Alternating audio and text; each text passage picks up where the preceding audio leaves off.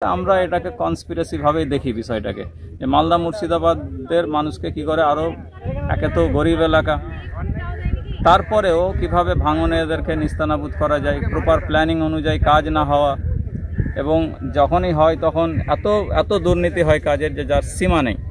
তো সেই সমস্ত মিলিয়ে আমরা মালদা মুর্শিদাবাদবাসী দেখতে পাচ্ছি যে আমাদের ভবিষ্যৎ অন্ধকার আর কি। নদীর পাড়ে বাস, চিন্তা 12 মাস। প্রতি বর্ষায় প্লাবন পরিস্থিতি যদি বাংলার এক কঠিন বাস্তব হয়, তাহলে আরও একটি সত্য হলো এই নদী ভাঙন শুধু ভাঙছে বললে ঘটনার গুরুত্ব খর্ব করা হয়, বরং বলা ভালো বিধ্বংসী পথে এগোচ্ছে গঙ্গা নদী।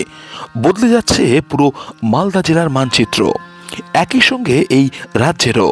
বাস্তবে পশ্চিমবঙ্গের বিপুল পরিমাণ জমি চলে যাচ্ছে ঝাড়খণ্ডে।